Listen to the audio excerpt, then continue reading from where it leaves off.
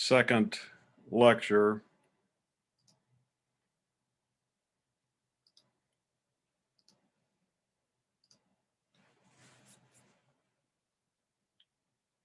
The last time we discussed the pre-Socratics and some of the early history of philosophy. This time we're going to get into the very meat of what philosophy is.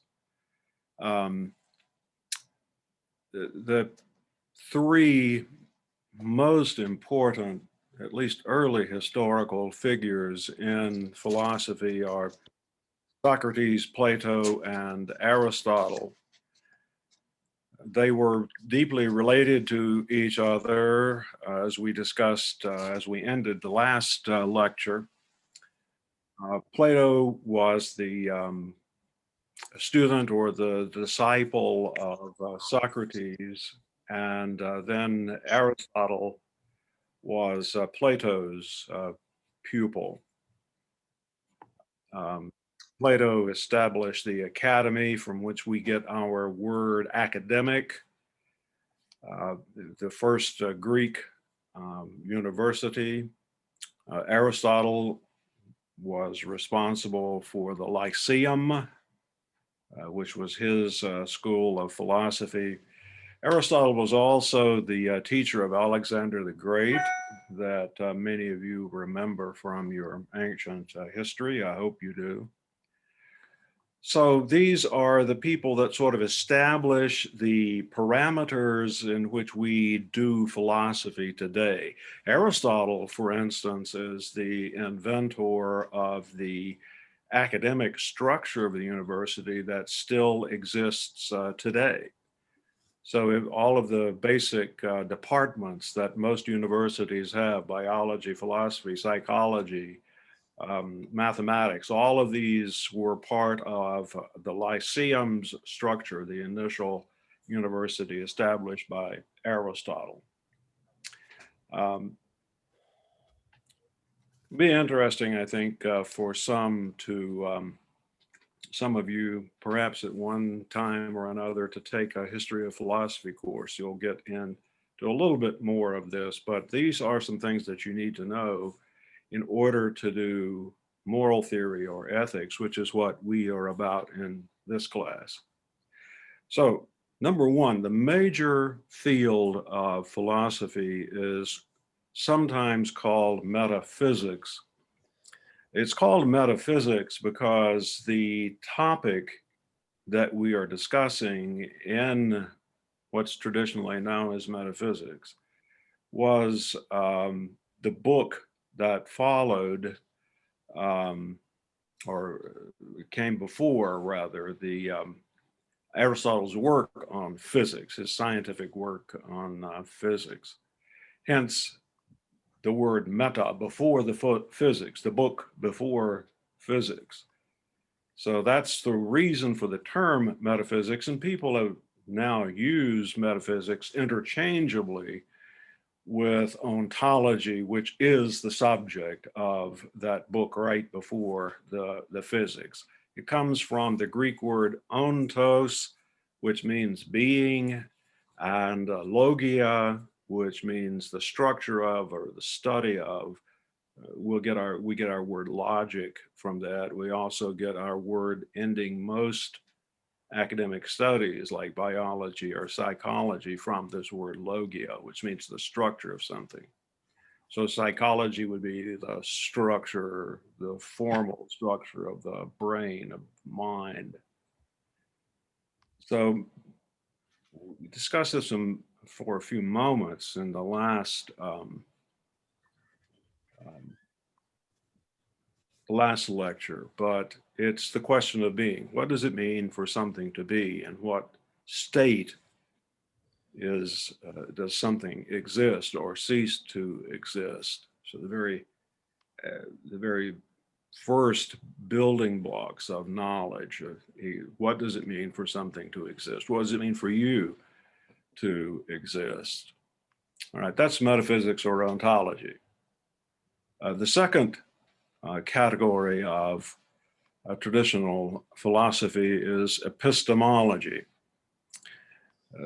The words are formed from two words in Greek, episte, which means knowledge, and again, logia, which we've discussed just a moment ago, the study of knowledge, epistemology. How do we know something is true? So epistemology is concerned with knowledge. In ethics, this is important because how do we know that ethical theories are true? So moral theory ethics depends to some degree on our answers to the question, how do we know in general?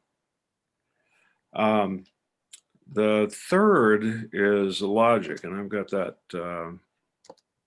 misspelled here. Logic, again, is this word logia, which means the structure of, the formal structure. Under logic is categorized mathematics. Mathematics is one form of logic. So many people assume the contrary, that logic is a subspecies of mathematics, but that's simply not true. Mathematics is a subcategory of logic. So you can oftentimes at Rowan Cabarrus or at any university take a course in logic, which is the formal structure of language and the formal structure of mathematics. That may be, logic may be the very core of philosophy. I think it's probably the most important field of philosophy. The fourth aspect of philosophy is moral theory. That's the question of what is the good. And again, here we can see the relationship of what is the good to epistemology. How do we know? The term ethics is derived from the Greek word ethikos, which itself is derived from the Greek word ethos, meaning custom or character. We get our word ethnic from that same root in Greek. So ethics is perhaps a bad term, or at least it's not a clear term. Moral theory is the best term for what we do here. So the course should be entitled Introduction to Moral Theory. Although we're going to use the words interchangeably simply because in common parlance, ethics has come to mean moral theory. Now, there's a fifth aspect that's connected to moral theory, and that is the theory of beauty, aesthetics. The question there is, what is beauty? Moral theory, the question is, what is the good? Aesthetics, the question is, what is the beautiful? Now, some people, and I'm one of those teachers that often equate moral theory and aesthetic theory into one category. That's probably more historically correct in the history of philosophy to do that. When we do that, we call it axiology. And axiology comes again from two little Greek words, axios, which means judgment. So we have correct judgment, right? You judge wisely, you judge correctly. And logia. So axios, judgment, logia, two Greek words again put together. So this is important to keep in the back of your brain, not necessarily in the front of your brain, but more correctly, what is the good and what is the beautiful are really part of the same field of philosophy in reality. So our course really should speak about art as much as it speaks about moral theory, because both of those form off of what does it mean to judge correctly. Then number 6 are the what we call the special fields of philosophy. That's where we take all of the above and apply them to one aspect or one study of something, so, like the philosophy of mind, the philosophy of science, the philosophy of mathematics. Part of my history is in the philosophy of science and the philosophy of mathematics. That's what I devoted some of my studies to. So those are that's what philosophy does. Remember, we said that the key to philosophy, the key word in philosophy is analysis. This is how we analyze in philosophy. Recall, I said that the key word in science is fact, and the key word in religion is faith. The key word for philosophy is analysis. And when we do proper analysis, we satisfy all of the 5 above categories of what it means to do philosophy correctly. All right, we're now going to begin in kind of where we will start in the textbook. And for next week,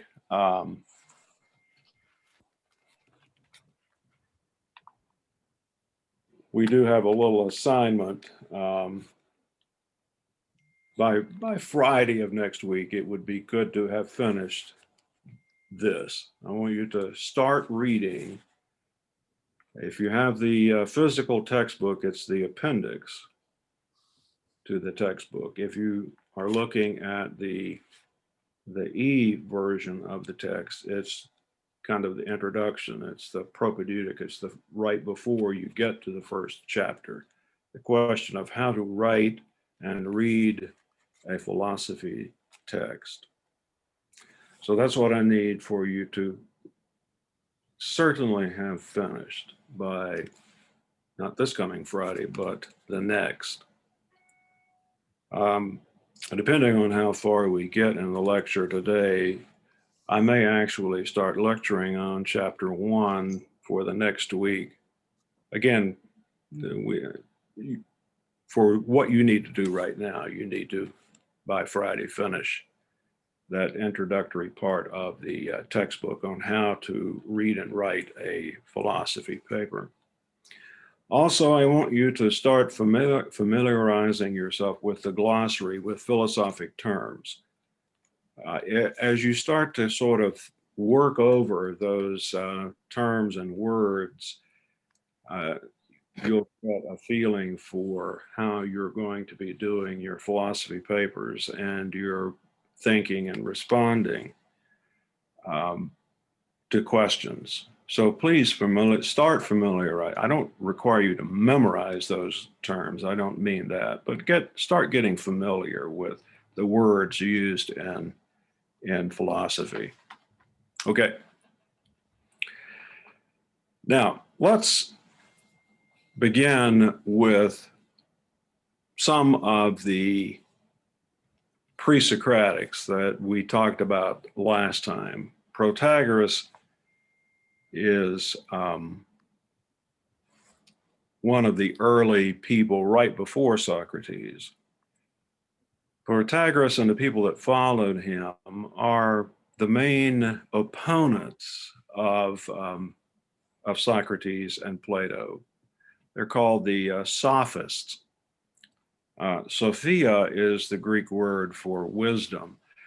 And a sophist was a person who promised for a fee, usually. They like to charge you for this, but they would teach you how to subvert the system, I guess you might say. I don't intend to be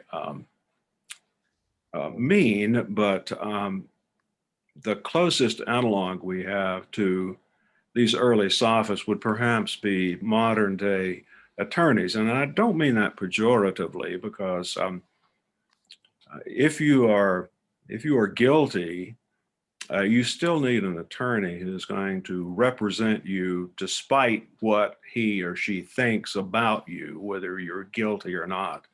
So you pay your attorney to give you a fair representation in court, regardless of the fact of whether she likes you, thinks you're guilty, or hates your mother. You simply want the best that that attorney can offer you. And you don't want to necessarily have an attorney that's a nice person. You want the attorney to get you off, or at least get you the best deal possible if you are guilty. That is essentially what the sophist plan to do for you. For a fee, they would represent you in court, or they would teach you how to game the system so that you could get ahead. They would teach you how to manipulate the system. And for these early sophists, that was the good. Getting you to be the top dog for a fee, helping you to be number was what they promised to do for you. That for them was the truth. Well, this goes against everything that Socrates and Plato taught, because for them, the true, the good, and the beautiful were the most important things. And to subvert these beautiful things, these wonderful things, was for Plato, Socrates, and to a certain degree Aristotle, the biggest mistake that human beings could intellectually make. Well, Protagoras here was I guess we might say, the most famous of the sophists. The quote that you need to remember from Protagoras is, "Man is the measure of all things that are and of things that are not." So this is the beginning of relativism, which is the first chapter of the textbook. Protagoras is an early form of idealism. Idealism is an ontological theory that the real is personal, private, mental, and that is the structure of reality. The reality of something is not contained in the thing itself, but it resides in the mental, in the soul, or someplace else. Now, Plato is going to be an idealist too, but we're going to find him to be an idealist of a different stripe. The real resides not in the mind for Plato, but in the soul, which is connected to another realm of truth, which is beyond the earthly change and decay. It's called the realm of forms. So you don't have to know that right now. We'll talk about that in detail later. We said the last time that the pre-Socratics were mostly physicists. And the connection between physics and philosophy goes back to this era, 500 years BC. Until the late 19th century, physicists were called natural philosophers. Sir Isaac Newton, the great 18th century physicist, would not have referred to himself as a physicist. He would have referred to himself as a natural philosopher. And at Oxford University in England and Heidelberg in Germany, a degree in physics is even now, to this day, called a degree in natural philosophy. As a matter of fact, most of the great German universities hold to the same practice.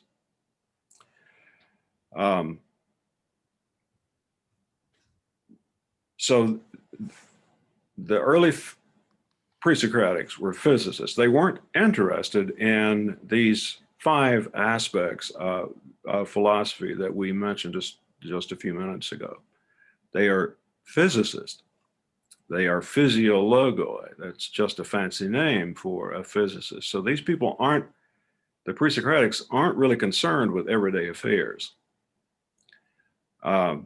Protagoras, even though Socrates and Plato couldn't abide him, couldn't stand him, in many ways is one of the first to be identified with philosophy proper in terms of not only physics, but everyday affairs. How do you get along in the world? So he's the first to, Protagoras is really the first to bring philosophy down to earth, I guess we might say. He's also the first with the theory of ethics. And that theory of ethics, which we hinted at above, is called relativism. He's also the first, even prior to Plato, to form a school of philosophy. He formed the Sophist school of Athens. So I guess we might say in many ways, the first school of philosophy, the first academic philosopher was Protagoras. And Protagoras is, I said here, generally regarded as the first of these professional sophists,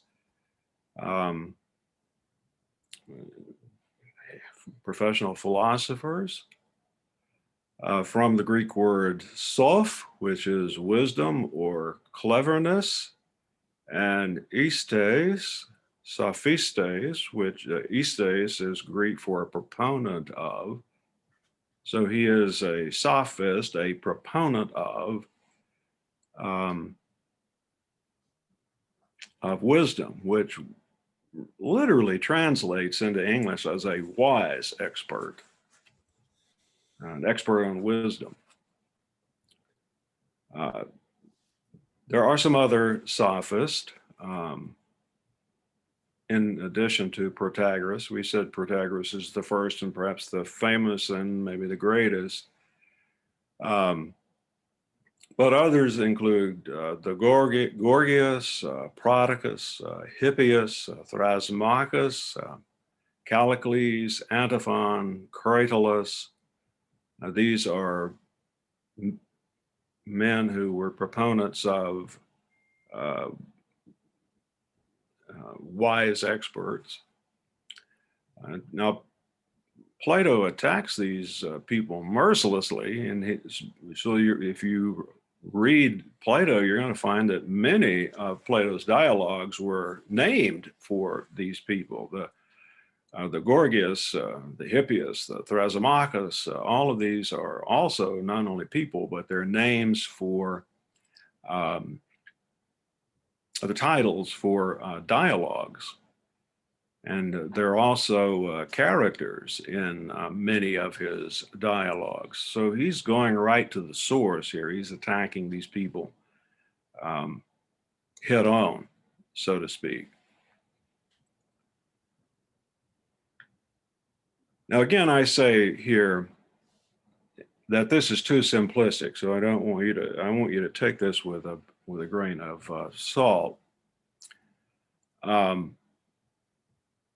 Because these were clever people. They were not brilliant philosophers, but they were certainly clever people. And in many ways, they're going to win out in the Roman Empire, because the Romans were very practical people. So they want to know how to win friends and influence people and beat them into oblivion if they can't. So by the late Empire era, there really was no more schools of philosophy. The The academy, which Plato founded in 325, basically ends 325 BC, ends in 325 AD. The last philosopher turns out the light in the Plato's University in Athens. And what won the day was something called rhetoric, which in many ways mimics in the late Roman Empire era what these early sophists purported to do for you, propounded before Socrates and Plato. Now again, this is too simplistic, but most of these people, Protagoras, Gorgias, Thrasymachus, all of them taught that the right and the good was established by rhetoric alone, words alone, persuasion alone, by clever arguments. So you use clever arguments in court or in public, wherever you could, to get what you wanted. In many ways, this extends today, not so much anymore, but when I was a younger person, you had great political orators that people would, whether they agreed with them or not, would come out to hear them. I can remember as a child, my father taking me to hear governors and senators speak, and these people would speak for 30 minutes or an hour, and they would lambaste their opponents. All of this begins in this kind of soup, this sophist, relativist, rhetorical soup of political persuasion and clever arguments and slick turns of phrases, the art of the speech. You find this too in great preachers who still use these techniques in sermons. And I know that perhaps many of you know such people who are great preachers who use this same parlance. Not for you preacher now, but for these early thinkers, truth was relative and could be manipulated by eloquent speech. So it was the purpose of eloquent speech to convince people that what you wanted, what you said was true. Not what truth was, but what you wanted them to do. And Protagoras and Thrasymachus and Gorgias would, for sometimes exorbitant fees, this was not aimed at the common people. This was aimed at the rich and the famous, which for exorbitant money they promised to teach you how to do. And here I conclude in the notes that attorneys and politicians come from this tradition. I'm not demeaning necessarily attorneys and politicians because we need them. But as many of you know, in order to get your point across in politics, it need not be right. It need not be the truth. And even personally, we want our attorneys to win our cases no matter whether we're guilty or innocent. If we're guilty, we don't want to serve any more time than we have to. If we're innocent, we want the biggest dog in the fight to get us off. And, it's the reason politicians promise big when campaigning, but don't deliver when elected.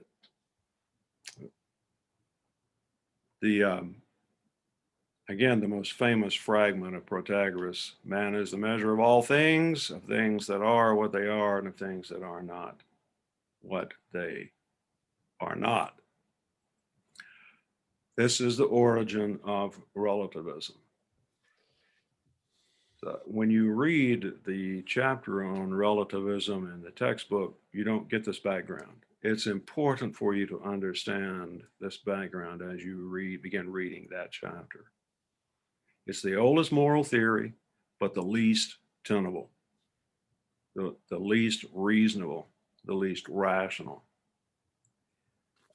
The quick way to look at this is that if all things are relative, now if that's true, if it's true that all things are relative, then what you've just said is untrue.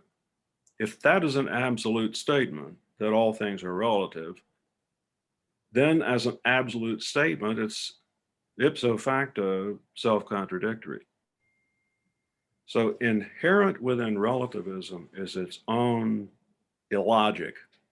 It simply is the most illogical of all of the ethical theories, but it's also, as we've said, the earliest one. It's very popular in the modern society. It's probably more popular in today's Europe and America than it was in 500 BC. All right.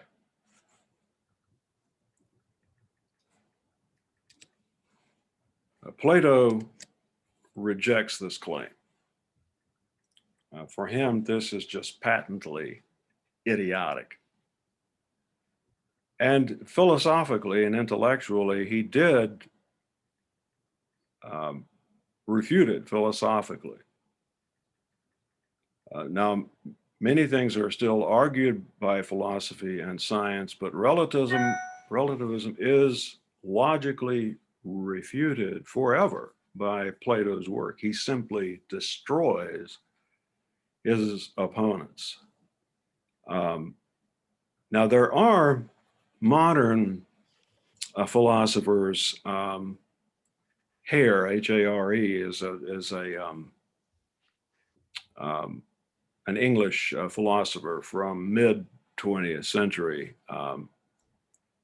who try to save relativism by saying that it's not technically a philosophical position, because he understands, as much as Plato does, that as a philosophical position, as a theory of truth, it's simply untenable.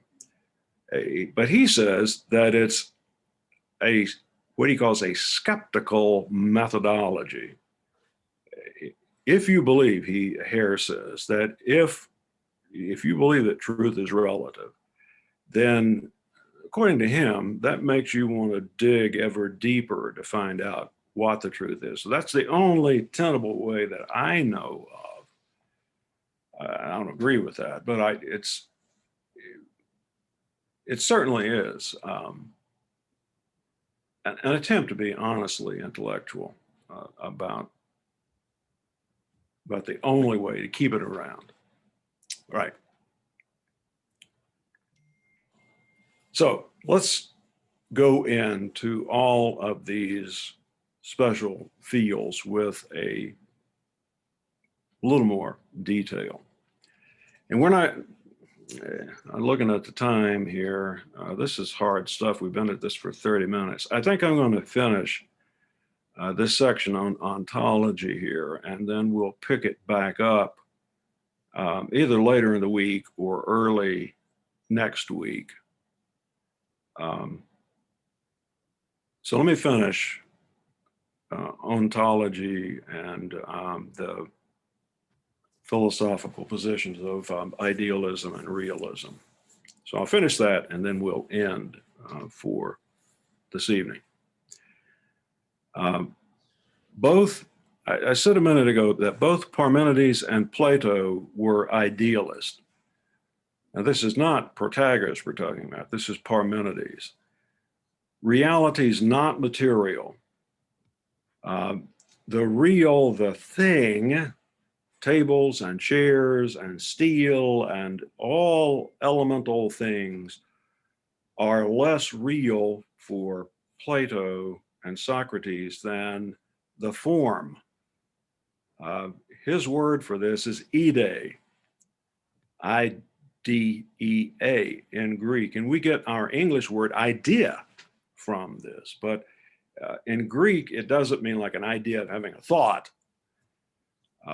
It is the Greek word for form, as in a formal structure.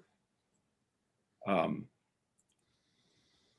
for Plato, and again, we're going to get into this in depth later on, so this is all you need to know for right now. But the form for Plato was non-mental, non-physical. It was, he called it a realm of form. It exists above all things. Sort of like, I guess we might say, a heaven that gives form and meaning to what is beneath it. So reality for Plato is not material. Material is less than real, and material is what gets us into trouble. The form, the ide, is ultimate reality for Plato. Now, this seems to come from Socrates, and Plato kicks this around. He lived to be an old man. He kicks this around into his 80s and changes um, uh, his theories, his thinking about this in many different ways. But his student Aristotle rejected this position. He established the alternative metaphysical theory of realism. What's really real for Aristotle is sometimes called simple or naive realism. The thing itself, the pencil, is what is really real, not the idea of the pencil. And the form of the pencil resides in the thing itself. So the mind simply recognizes both the object and the form, or the object in its form, for Aristotle. So he's a realist. It's the simple thing that is real. And that simple thing for Aristotle contains within itself both the inciter, I guess we might say, that aligns the object itself with the mental concept of the thing. I see this, I think pencil, because I've got that in the brain. That's realism. The form of the thing is embedded in its material. So rather than the form being somewhere in space and time or heaven, the form for Aristotle is in the thing itself, embedded in it. And the brain is part of reality. The brain is a thing in itself, and this simply is a causal chain that occurs for Aristotle by the very structure of existence itself. So the real is in the object. That's realism. Idealism is the thing and the object, the true thing is separate from the object itself. We have a mental image of a chair for Plato, which allows us to say that this thing that I'm sitting in is a chair. And we know that because of that mental image, not because it's excited by what's in the thing itself. There's just, let me give you an example.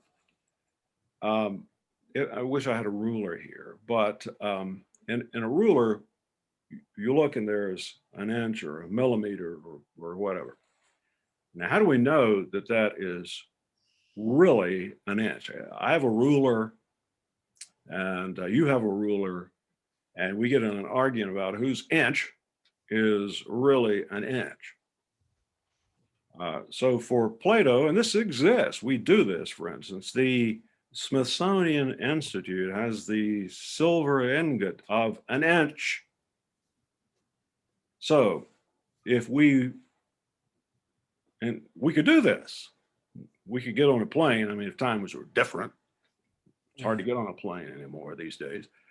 But we could take our rulers and we could get on a flight to Washington, D.C., and we could be first into the Smithsonian in the morning, and we would take our rulers and we would go straight to the ingot and we would say, well, my inch is better than your inch, according to the inch. So that's kind of a mental image of what Plato is talking about here. Somewhere, in this case, in the Smithsonian, there resides the perfect inch. And if you want to know if my inch is better than your inch or your cousin's inch or whatever, then we just get on a plane and we go compare all our rulers to the inch. And so then we know. So that's kind of the way we would, well, we kind of do this. You know, ruler companies make measuring instruments, they probably do this. I don't know. So the world could be like Plato says it was, or it could be like Aristotle says it is. But we're going to decide at some point. I'm going to ask you to decide whether you agree with Plato or Aristotle. Well, that is what we do in metaphysics. That is ontology. Ontology, you must decide whether you are an idealist or whether you are a realist. So when you do that, you would have established yourself and your position vis-a-vis metaphysics or ontology. Well, let me stop and see if anybody out there has got any questions now. And please don't hesitate to ask them, because I can guarantee you that there are probably other people that are going to watch this later that may have the same question you do. So if you have a question, please unmute yourself and ask away.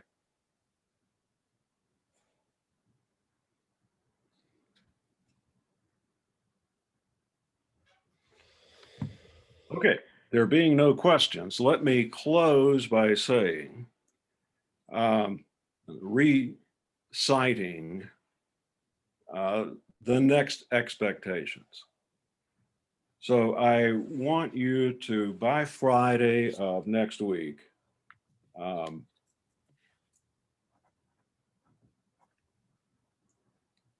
look at, on the e-text, the first few pages that are available to you on how to write and how to read a philosophy text. Also start playing with the glossary, the list of technical words.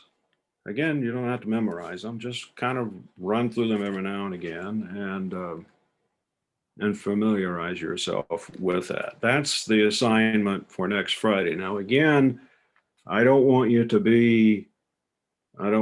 have any questions. I want to make sure things that are clear. And I'll send this assignment out also via Blackboard. You don't have anything to do until I say that you have something to do. Well, now I'm saying that in watch these videos and start reading the first part of the text, not chapter 1 now, but these things that are kind of how-tos and the glossary. So please do that by next Friday. That's the assignment. That's all you have to do. Yes, sir. No magic here.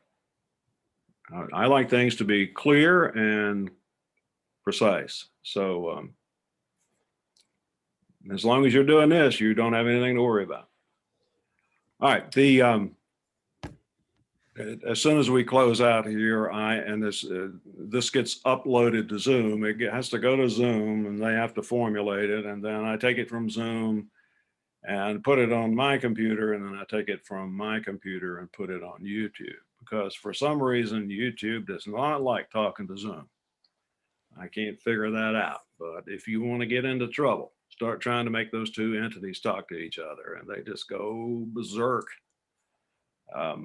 So anyway, that's the way it will be. That sometimes, depending, these are kind of long videos, and sometimes it takes a bit